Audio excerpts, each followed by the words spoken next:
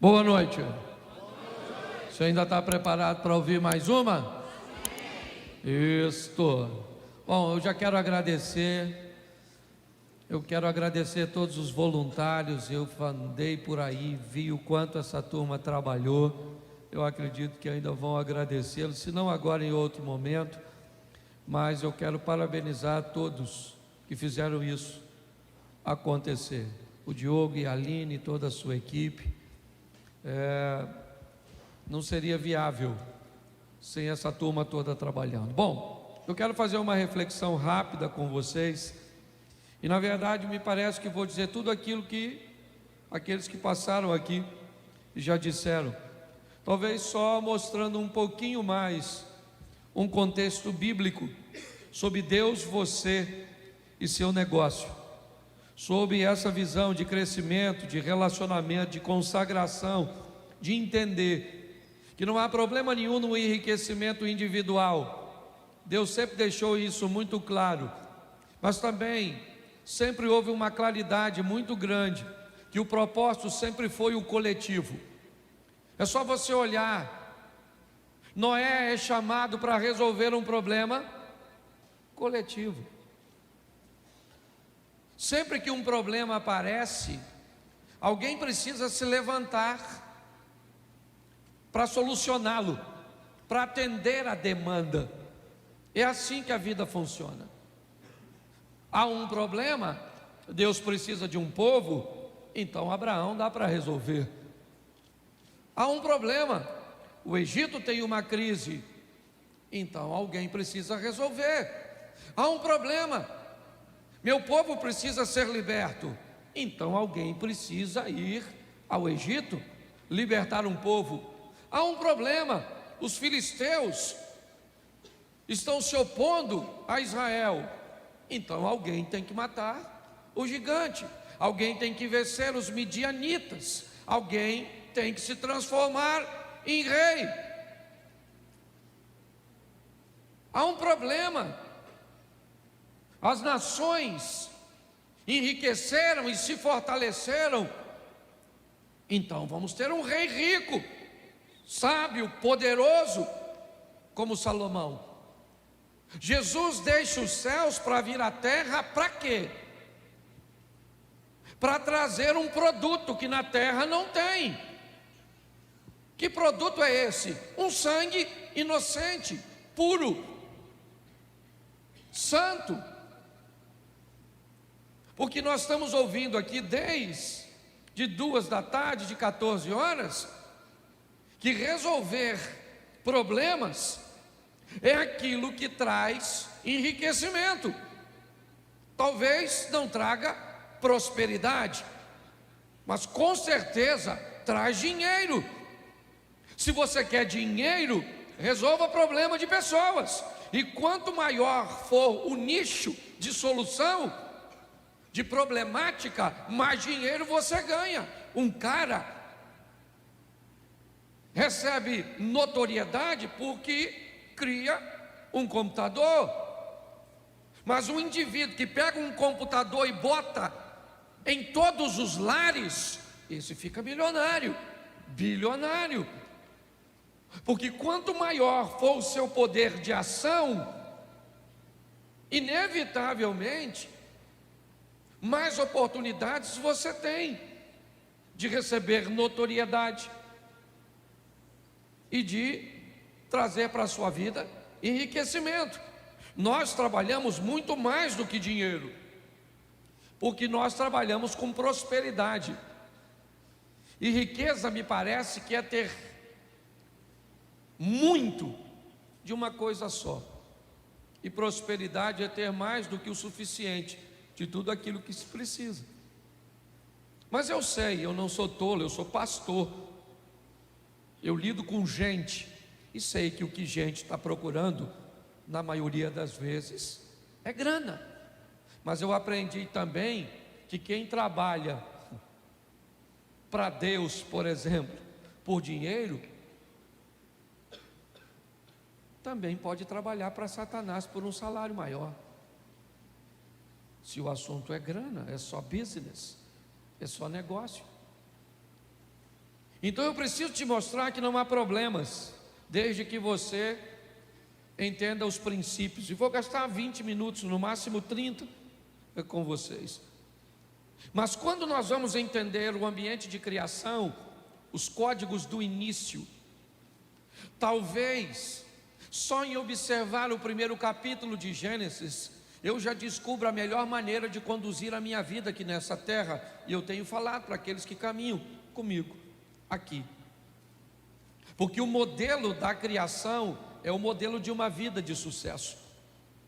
É só você replicar em qualquer área da sua vida e você vai ver que as adversidades, elas vão surgir, porque enquanto tivermos no mundo, teremos aflições.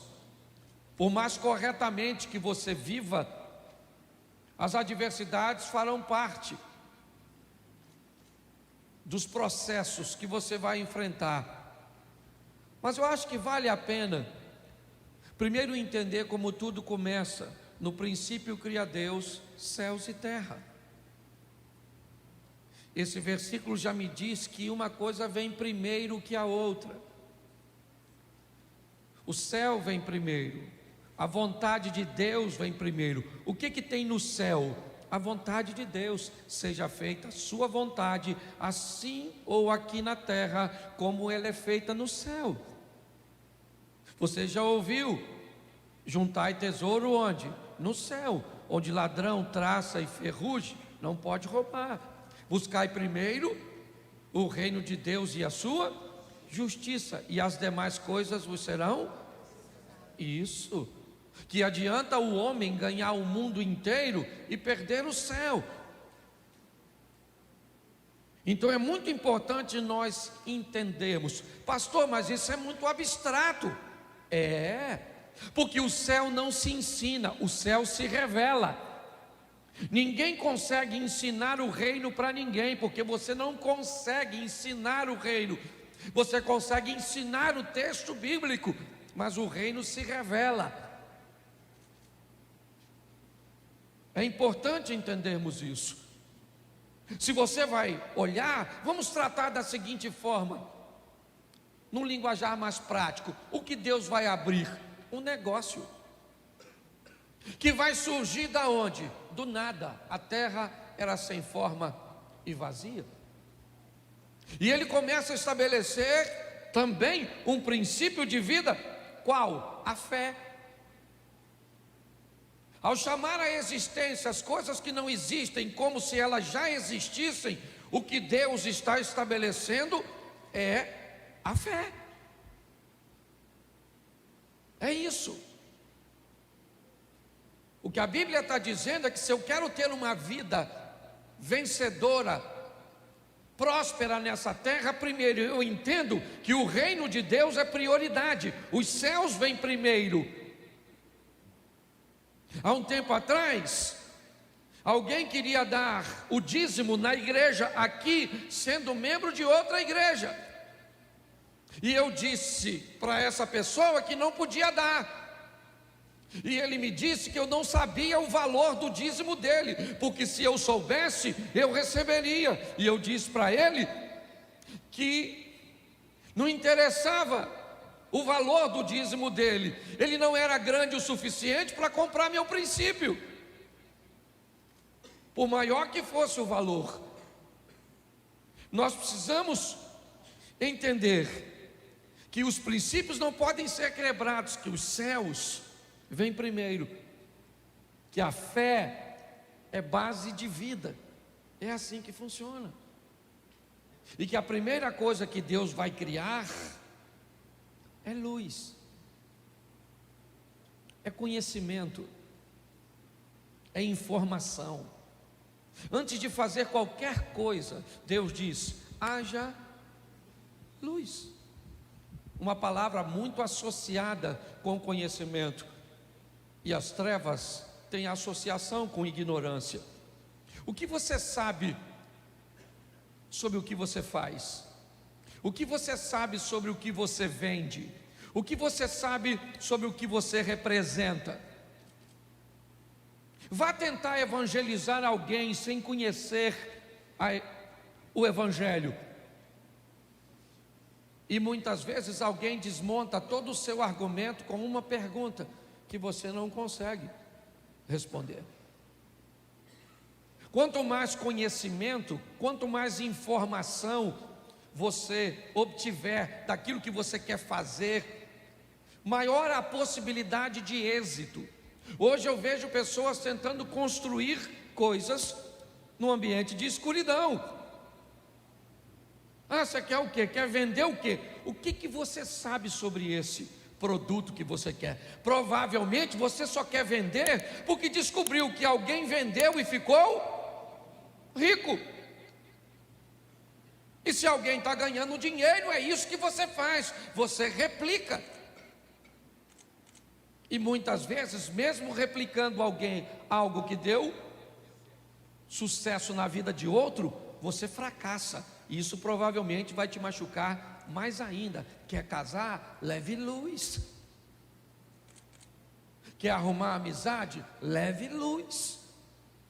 Quer estudar? Ilumine. Traga luz para saber se aquilo que você está planejando fazer vai trazer para você o resultado que você espera. Porque eu vejo gente que está com 50 anos estudando ainda para uma hora arrumar emprego. O que você faz? Não, estou me especializando.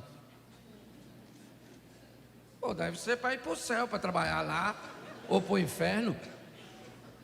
Porque está... Você conhece alguém assim? Não precisa levantar a mão. Tá certo? Mas é importante nós entendermos isso. E aí eu peguei 3 exemplos rapidinhos aqui. Dá para botar o texto para mim, Henrique? Dá? Então coloca aí. 2 Crônicas, capítulo 29, verso de número 8.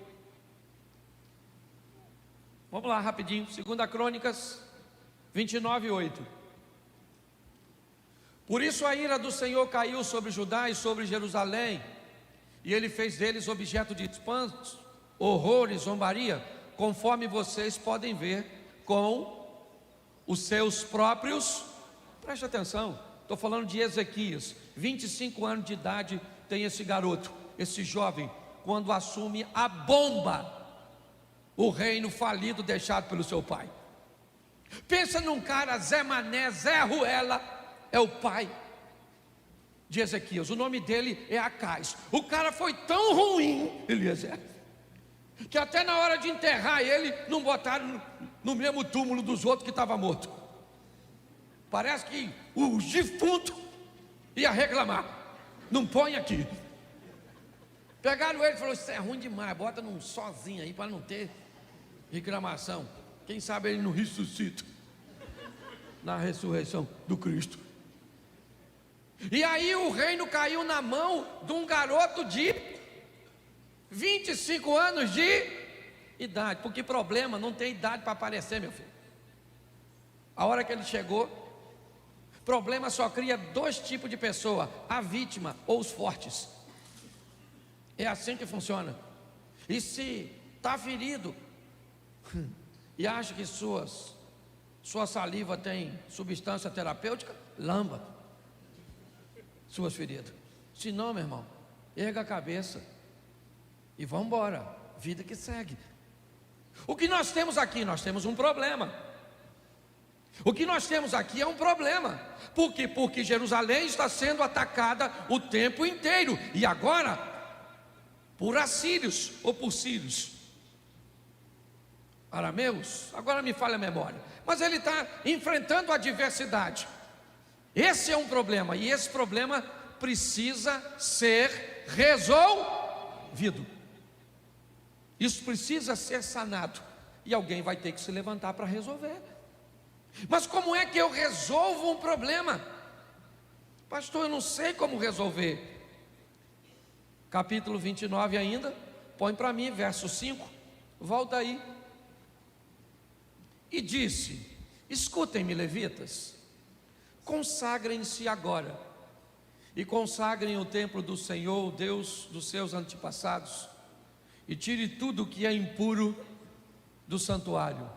Verso seguinte: nossos pais foram infiéis fizeram o que o Senhor, nosso Deus, reprova e o abandonaram.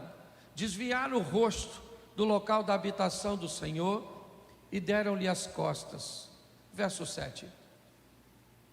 Também fecharam as portas do pórtico, apagaram as lâmpadas, não queimaram incenso, nem apresentaram holocausto no Deus, ou no santuário para o Deus de Israel. Preste atenção. Enquanto no verso 8 nós temos o problema, do verso 5 ao 7 nós temos o causador do problema. Preste atenção. Ezequias tem um problema, mas para resolver ele precisa saber o motivo pelo qual aquele problema aconteceu. Tem pessoas que quando se deparam com um problema, tem muitas vezes a ânsia de resolvê-lo de uma forma tão imediata que esquece de uma coisa crucial: descobrir o que causou.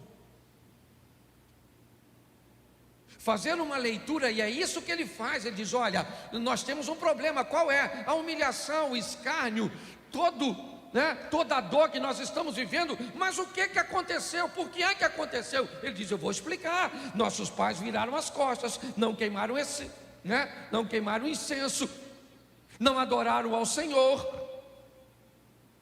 Ele descobre então o motivo. Hoje você tem um problema na sua empresa, beleza, está tudo certo. Qual é o problema? Falta de grana. Qual é o problema? Eu não vendo. Qual é o problema? Eu não consigo pessoas qualificadas. Tá bom. Se você tem um problema, você precisa descobrir o que você precisa fazer. Bom, se quando você vai arrumar um funcionário qualificado, você quer pagar banana, não se espante se você só tiver macaco trabalhando para você. Pessoas qualificadas, elas precisam de uma remuneração diferenciada. Então talvez o seu fracasso tenha a ver muitas vezes com a sua postura empresarial. Você precisa descobrir o motivo. Vai lá e olha, e saiba de uma coisa: se ele estiver em você, a visibilidade vai ser muito difícil, porque defeito em nós é como caroço de feijão no dente. Porque caroço de feijão no dente você vê nitidamente, desde que esteja no dente dos outros. Sim, a Bíblia usa um exemplo que eu às vezes acho horroroso, mas, aliás, ela não usa o exemplo, eu uso o exemplo para dar discernimento ao texto. Examinai o homem a si mesmo e vede se não está reprovado. Para mim não tem nada mais expressivo, exemplo de autoexame, do que limpar-se no banheiro. Sim, você vai no banheiro, faz suas necessidades, você limpa e joga o papel fora? Sim ou não? Sim ou não? Claro que não. Você limpa, examina aí. Eu acho que não está bom não, aqui não. Vou jogar isso aqui fora. Aí você pega de novo, passa, joga fora? Não, limpa. A direita limpou, mas a esquerda ainda está meio danificada.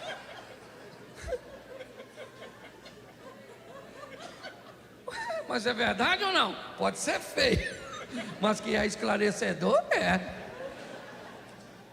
O que Ezequias faz? Ele olha e diz: gente, olha só, nós estamos nessa situação por causa disso, porque não tem planejamento, porque não tem verdade, por causa de tudo aquilo que você já ouviu. Mas normalmente, dependendo da religiosidade que nós temos, o culpado não somos nós. Quem é? O diabo. O satangos. É, pastor, o inimigo está furioso com a minha empresa. Nossa, sua empresa deve ser extraordinária. O diabo se levantar só contra você. Você deve ser, né? Então, você pare e gaste um tempo, invista um tempo. Chame alguém de fora às vezes, alguém que pode te dizer. E por favor, se alguém te disser uma verdade dura, aceite, porque tem gente que paga caro para alguém ir lá e dizer onde o problema está, e depois que a pessoa vai embora não resolve. Então o cara falou: nós estamos lascados, rapaziada. Esse Zé Mané aí está invadindo a gente aqui, botando para quebrar em nós. E alguém falou: por quê? Ele falou: eu vou falar para você, por causa dos nossos pais, umas besteiras que eles fizeram lá atrás, e nós estamos lascados. E agora, quem poderá nos defender? Ele diz: o Zequias. É para isso que eu vim, para resolver essa pendenga. E eu gosto disso. Versículo 10, bota aí rapidinho, meu filho. Ajuda aí, o irmão. Isso. Pretendo, pois, agora fazer uma aliança com o Deus de Israel, para que o fogo da sua ira se afaste de nós. Eu gosto do Zequias, 25 anos de idade. É novo, mas é macho. Ele falou: o negócio é o seguinte, meu irmão. A casa caiu. Estou resolvido a mudar essa história. Mudar o quê? Acender as lâmpadas que papai apagou, abrir as portas que papai fechou, contratar os sacerdotes que papai demitiu. Se nós mudarmos a nossa postura, inevitavelmente o resultado vai mudar, gente. Nós estamos ouvindo isso o tempo inteiro, tempo inteiro, tempo inteiro. Deus falando através dos preletores. O cara olhou e ele fez tudo certinho, tudo. Pensa num cara maneiro, o Zequias. Restituiu o culto, celebrou a Páscoa, retirou a oferta. O cara fez tudo certo. E quando você faz tudo certo, qual é a canção que você gostaria de cantar? Vai dar tudo certo. Porque a gente pensa que é assim: fiz tudo certo, vai dar tudo certo. O discípulo, Jesus falou para o discípulo: ó, entra no barco e vai para o outro lado. Eles falaram: claro. Vamos entrar no barco e vamos para o outro lado, para onde Jesus mandou. O vento era o quê? Era o quê? Era o quê? Contrário? Mas quem mandou eles irem? Então o vento tinha que estar soprando onde? Mas não estava. Porque às vezes você pensa que obedecer te dá o direito de que tudo vai dar certo. Esse cara fez tudo certinho. Mas dá uma olhadinha nesse texto aqui, capítulo 32, verso de número 20. 2 Crônicas 32, 20.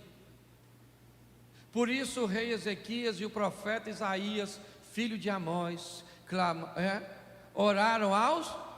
O que eles fizeram? Eles fizeram o quê? Oraram. Sim ou não? Sim. E por que ele está orando? Você sabe por que esse cara está orando? Porque ele já fez tudo o que podia fazer e agora não tem mais nada que ele possa fazer. Então, por favor, deixe para orar no final. Pastor, mas eu não tenho que orar no começo? Hoje não. Primeiro você trabalha, você estuda, você ilumina, você faz tudo, você faz tudo que você puder. Aí não deu certo: pastor, eu fiz tudo certinho. Ele falou: então, meu filho, vai lá e dobra o seu joelho e fala com Deus. Porque Ezequias fez tudo. Sabe o que aconteceu? O inimigo mais poderoso da terra naquela época, um tal de Senaqueribe, um cara fera, cercou a cidade do Ezequias. Não tem rota de fuga, não tem nada. O Ezequias chamou Isaías e falou: Isaías, meu filho, está vendo isso aí? Ó? A gente faz as coisas tudo certinho, ó. É isso aí que Deus faz com a gente, essa injustiça, sabe? Por isso que às vezes eu penso que ser bom é que é ruim. Porque tem gente no meio da diversidade já fica com o coração. Ezequias falou: Isaías, meu filho, olha você naquele meio, ó. Está pensando que é papai que está aqui. Sou Acaz não, rapaz, sou Ezequias. Vamos falar com Deus. E falou com Deus. Eu imagino que ele deve ter falado assim, orando: Senhor, olha aí o Senaqueribe me ameaçando, falando que vai invadir. Ele falou mal do Senhor, viu? estou fazendo fofoca não, mas se eu sou o senhor, eu não deixo ninguém falar assim não. Aí Deus falou com o anjo, falou, dá um pulinho lá, resolve essa parada lá. Porque tem coisa, meu filho, que por mais expertise que você tenha, você não resolve. E se o mundo espiritual se levantar contra, você não acredita no mundo espiritual não? Vai ver quando você morrer. Vai ver. Ou com asinha ou com chifrinho, mas vai ver. Para onde você vai, eu não sei. Eu já não sei nem para onde eu. Quanto mais você. Eu já falei isso aqui, né? Que no céu nós vamos ter 3 surpresas. Qual é a primeira? Cheguei, cara. Eu vim, maluco. Nossa, tô surpreso. Segunda surpresa? Você aqui. Nossa, o céu já está mal frequentado. Terceira surpresa. Cadê fulano? Não veio, alguém tinha que ficar, é ou não é? Então pare, entenda uma coisa. Você está rindo? Tem uma coisa nessa vida que ninguém pode fazer por você, sabe o que é? A sua parte. A sua parte não faz. O tal do Moisés, lembra do Moisés? Moisés, lembra dele? Moisés, aquele lá, o gaguinho. Lembra dele? O dia que Deus foi dar uma dura nele, que ele tinha mexido na água. Lá. Falou, qual é, Moisés? Não mandei você. Foi lá com... E Deus falou, que é uma obra, rapaz? Vai ser homem. Que feliz. Olha só. O Moisés está lá. O faraó está vindo. O Moisés falou, vou orar, gente, vou orar para Deus dar um livramento. E orou. Deus falou, Moisés, o faraó está vindo. Não é hora de... O que você tem na mão? Um cajado. Então, meu filho, acorda, Moisés. Bota o cajado e abre esse mar. Porque o milagre vai acontecer com aquilo que você tem na mão. Não interessa se é pouco ou é muito. O que interessa é o Deus que está por detrás de você.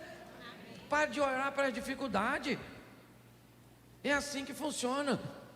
Eu gosto desse camarada, por quê? Porque ele ora e Deus manda um anjo só, nem manda 2, que é para não ter problema de fogo amigo. O anjo chegou lá e resolveu o problema. Então aprenda uma coisa, você vai lidar com o negócio? Vai. Faça tudo o que você puder, dentro dos princípios.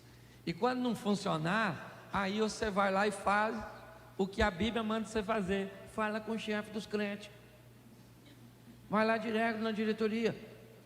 Fala, Senhor, não pede ninguém para ir não, vai você direto. Fala, Senhor, eu vim aqui falar com o Senhor, não quero saber de ninguém. É eu e o Senhor. Faz igual aquela mulher, quando foi lá falar com Eliseu. Segunda coisa que eu quero te falar aqui, rapidinho. Eu acho isso o maior barato. Eclesiastes 9:10, bota aí. Já foi usado aqui, mas eu quero mostrar de novo aqui, ó. Tudo, o que suas mãos tiverem que fazer, que o façam com toda a sua, pois na sepultura para onde você vai. Parece uma ameaça. Não há atividade, nem planejamento, não há conhecimento, nem sabedoria. A Bíblia está dizendo que tudo que vier para você fazer, faça da melhor maneira que você puder. Pare de fazer as coisas para os outros e faça as coisas para Deus. É assim que funciona. Se tem uma coisa que eu acho legal na construção do templo que Salomão liderou, é esse texto aqui, ó. Primeiro livro dos Reis, capítulo 6, verso 7. Coloca aí. Primeiro livro dos Reis, 6, 7. Na construção do templo só foram usados blocos lavrados onde? Ou cortado nas? E não se ouviu no templo nenhum barulho de nem de qualquer outra durante a sua Isso é extraordinário, porque eu fico imaginando que tipo de pedreiro, de profissional que o Salomão contratou. Ele falou: ó, tem que cortar tudo longe, para chegar aqui só encaixar. Não quero barulho, não quero nada.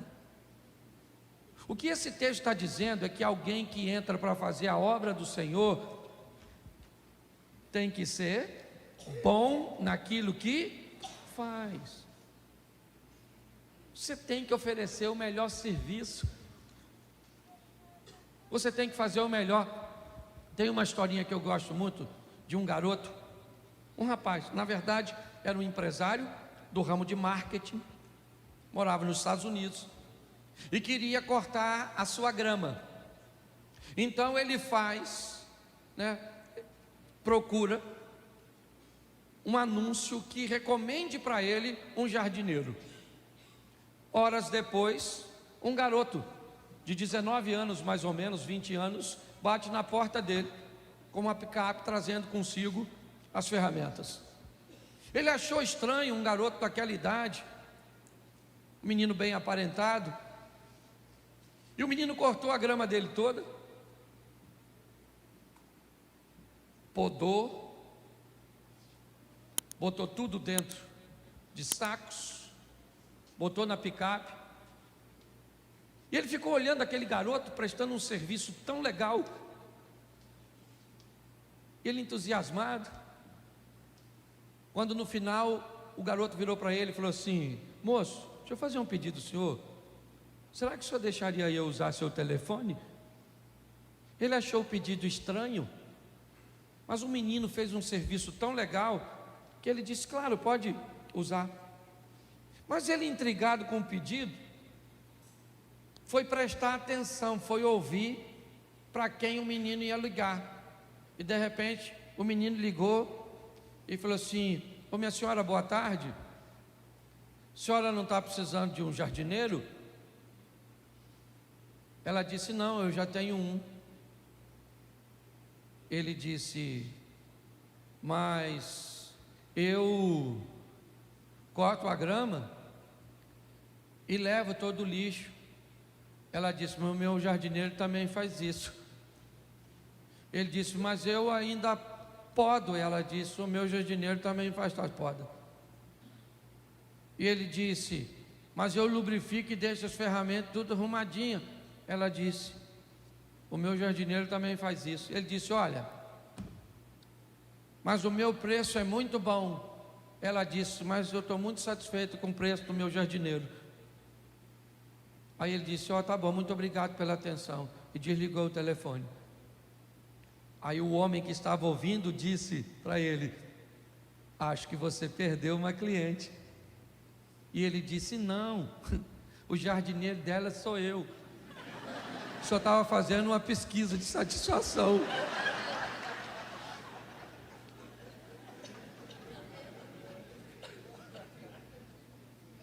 Você sabia que quando você presta um serviço ruim ou você dá um exemplo negativo, isso se replica 3, 4 vezes ou até mais do que quando você faz um serviço bom?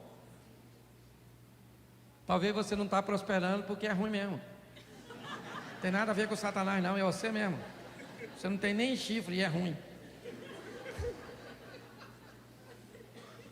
Tá rindo? Cuidado, tá rindo de tu. Deixa eu usar aqui o último, que até eu já estou cansado.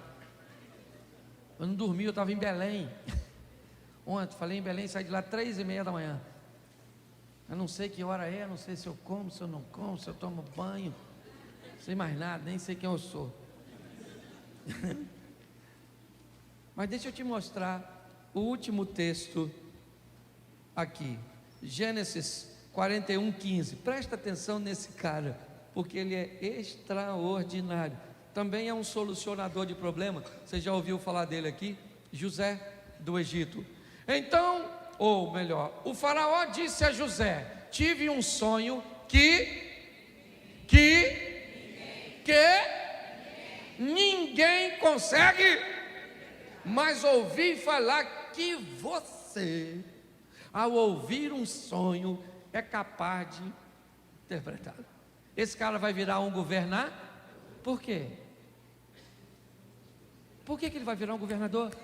Porque ele é capaz de solucionar um problema que ninguém soluciona, meu filho. Você quer fazer o que todo mundo está fazendo? Vai acontecer com você? Nada. Você tem que falar assim: o que eu tenho que solucionar? Algo que ninguém soluciona. Um cara estava estudando, lendo, e começou a ficar cansado. E aí, para desestressar, para dar um alívio, em seu momento de estudos, ele abriu a porta e foi caminhar no jardim. Quando de repente ele volta para dentro de casa, ele olha para suas pernas, está cheio de carrapicho. Ele começa a tirar os carrapichos, essa praga, colou tudo aqui. Aí ele pensou comigo: esse carrapicho colou aqui no meio, ele não tem cola. Aí ele botou numa lupa, levou para um microscópio e criou o velcro. Aí toda vez que você faz assim, ó, num velcro, ele ganha dinheiro, porque ele pensou em algo que você não pensou. Presta atenção, esse cara vai resolver um problema que ninguém pode resolver. Pelo menos foi o que o faraó disse para ele. Olha só: tive um sonho que ninguém, mas eu ouvi falar que você, ao ouvir um sonho, você é capaz de... Verso 45, o verso 25 ainda do capítulo 41. Põe no verso 25. Presta atenção nesse camarada. É só ir do 15 para o 25.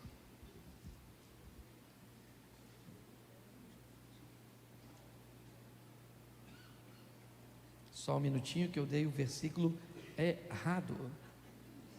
Isso. É o verso 16, perdão, primeiro. Olha o que José falou. Respondeu-lhe José: isso não depende de... Ou seja, interpretar não depende de... Mas Deus dará ao faraó uma resposta. Preste atenção no que esse cara está respondendo. Ele está conversando com quem? Com o faraó, que se acha um Deus. Aí o faraó fala para ele assim: eu ouvi falar que você é capaz de solucionar um problema que ninguém soluciona. O que é que ele fala? O faraó: soluciono mesmo. Entendeu? Comigo é assim mesmo. Apareceu o problema, eu soluciono. Não, ele falou: deixa eu falar uma coisa com você, faraó. Eu não soluciono nada, mas eu conheço um Deus que soluciona. Bom, das duas, uma. O que José está dizendo para o faraó, que não é bobo, pode parecer duas coisas: ou ele é um Deus encarnado num homem, ou ele então é alguém que é um homem, mas anda muito perto. E para o faraó qualquer uma das duas coisas serve. O que o Zé está vendendo é o peixe dele. E pensa num cara malandro. É esse tal de Zé. Quando ele fala para o faraó, ele falou: eu não faço nada, mas eu conheço um Deus. Me trouxe para cá por uns caminhos esquisitos. Entrei numa cisterna, fui para a casa de um camarada, que a mulher dele quis pegar eu. Quase que eu peguei a maluca.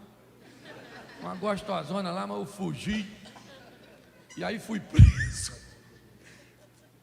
Interpretei um sonho dos malucos lá. Um morreu, um veio para cá, esqueceu de mim. Eu estou cansado dessa vida. É muita desgraça para um Zé só. Não, o cara está lá. E agora ele está dizendo para o faraó: não sou eu, mas tem um Deus que vai dar para o senhor uma resposta favorável. Gente, ele está falando com o faraó. Se ele fala algo de ruim, o que o faraó podia mandar? Só por causa da coisa ruim. Eu lembro da história de um rei que teve um sonho que os dentes dele caíam tudo. E ele pegava o único dentinho que ficou e ficava escovando. O dente dele não caiu no sonho. Ele chamou o sábio dele de tudo e falou: gente, estou com um sonho que me perturbou. Sonhei que meus dentes caíam tudo, ficava um dente só. E eu cuidava do dente, o dente caiu. Eu preciso de uma interpretação. Aí chamaram um sábio. Aí o rei falou: sonhei que meus dentes caíam tudo, ficava um só, eu escovava e ele caía.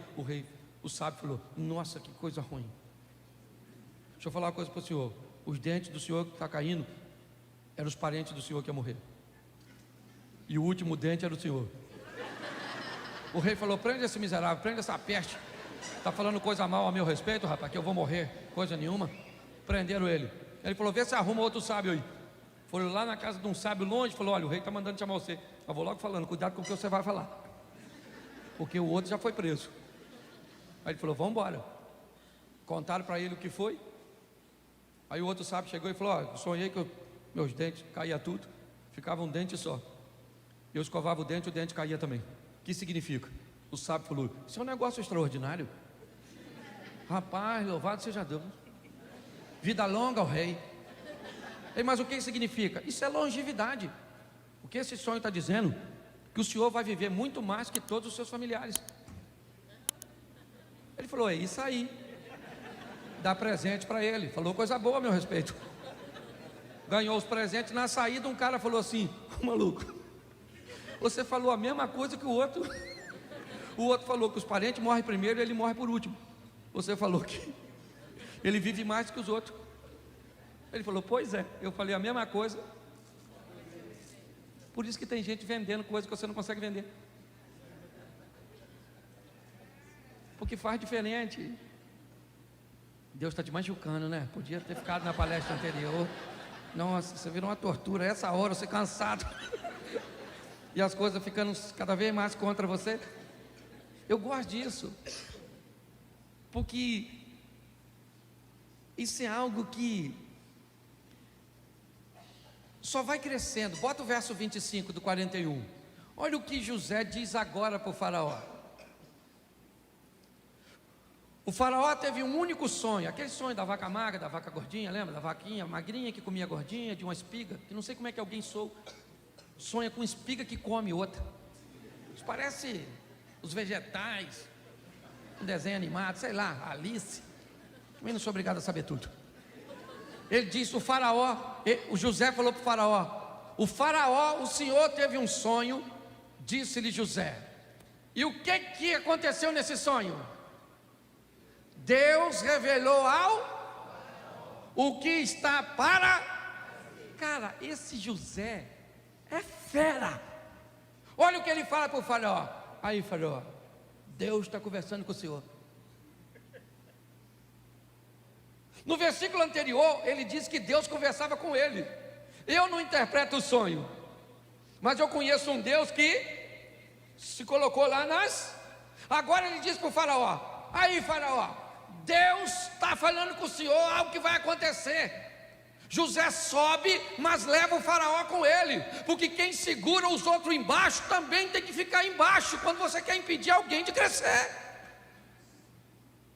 Tenta segurar alguém para que ele não cresça, e você vai ver o que acontece contigo. Você não tem oportunidade de crescer, você está gastando tanto tempo,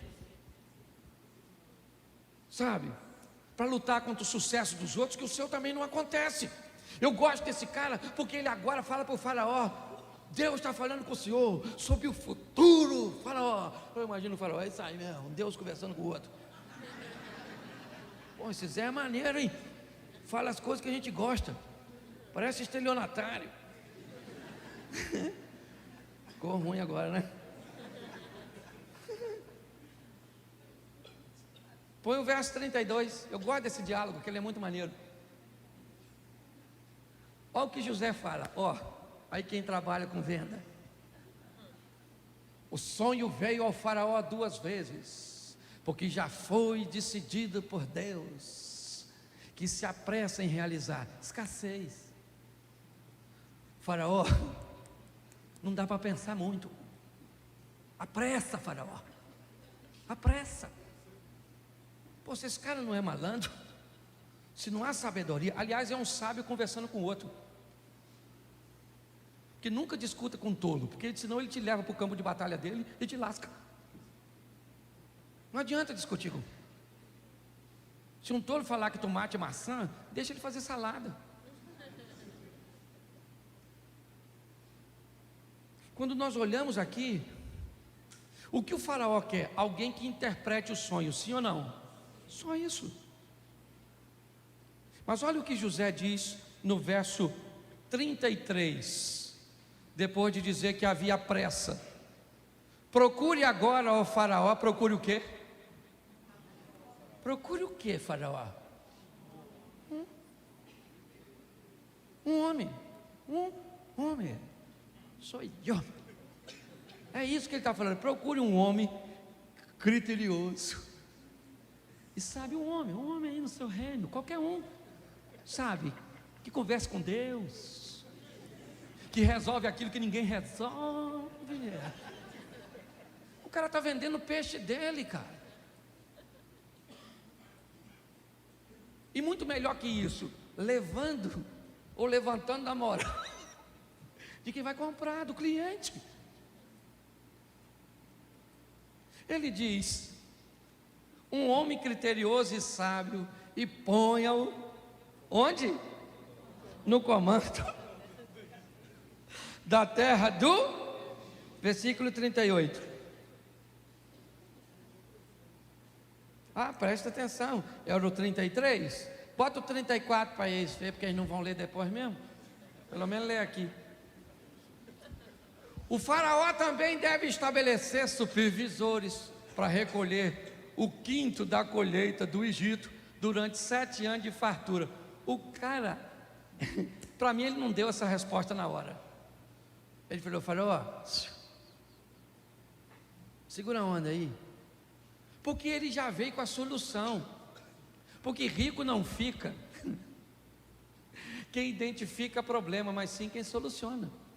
O problema ele já sabia, 7 anos de fartura e 7 de... Mas e aí? Ele diz: não, você precisa mudar seu sistema de plantio, mudar seu sistema de colheita, mudar seu sistema de armazenamento, mudar seu sistema de comércio, mude tudo, economize a quinta parte, porque isso dará a você condições de sobreviver o período de verso 38 agora. Por isso o faraó lhes perguntou: será que vamos achar alguém como este homem, em quem está o Espírito Divino? Você sabe por que o faraó disse que tinha nele o Espírito Divino? Porque ele já tinha dito para o faraó que tinha o Espírito Divino conversando com ele. Porque senão o faraó não ia dar mole. Falou: olha o Zé aí, ó. Você vai virar governador. Dá prisão para o governo. Que isso não aconteça no Rio de Janeiro. Nossa, eu tinha nada que falar isso. Caraca, mano.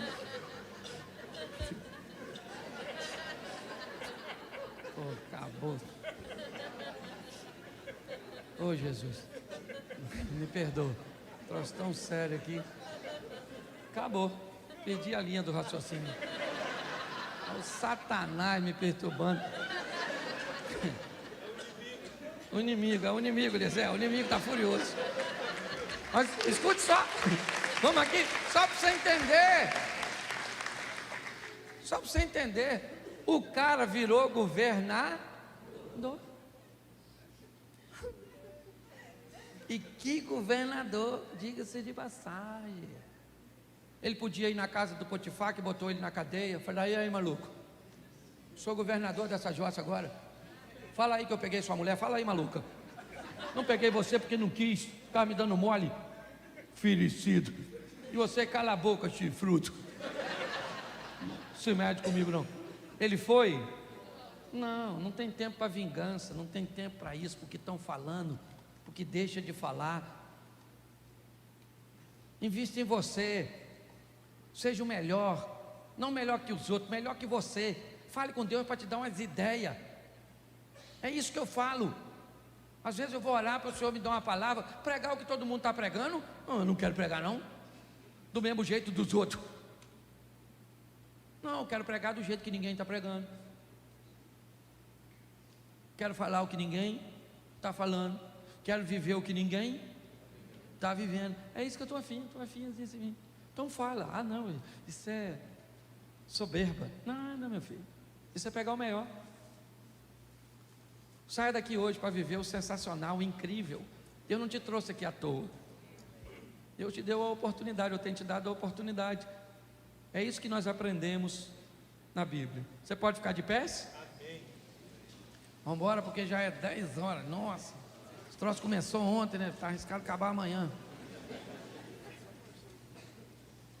E tem gente que ainda vai para longe, para Paraíba. Um que veio aí, o outro vai para o sul. Isso, vem gente quente, vem gente fria. Vem gente de tudo quanto é lado, né? É isso. Pode fechar os olhos aí, pode fechar, nós vamos orar. Você vai sair daqui para mudar a sua vida para sempre. Ah, peraí, que eles vão cantar, ainda tem, né? O pastor não manda nada aqui. Só prega, no final também, o último. Os bons ele bota no começo. Os ruins fica assim pro final, quando todo mundo está muito cansado. Aí vai você, né? Mas fecha seus olhos aí. Pelo menos você está saindo daqui tarde, com fome, suave, feliz. Deus é poderoso, não é? Fecha seus olhos. Pai, muito obrigado. Muito obrigado por todos aqueles que passaram por aqui. Muito obrigado por aqueles que fizeram tudo isso funcionar. Desde o estacionamento, da recepção, das crianças, de todos os quiosques, todos os passeios. Muito obrigado. Mais uma vez eu quero te agradecer pela vida do Diogo e da Aline. Abençoa a casa, os negócios dos teus filhos. Toma todos os palestrantes em tuas mãos. Só o Senhor pode recompensá-los, porque hoje eles estão deixando aqui valores, tesouros no nosso coração. Te damos graças por tudo.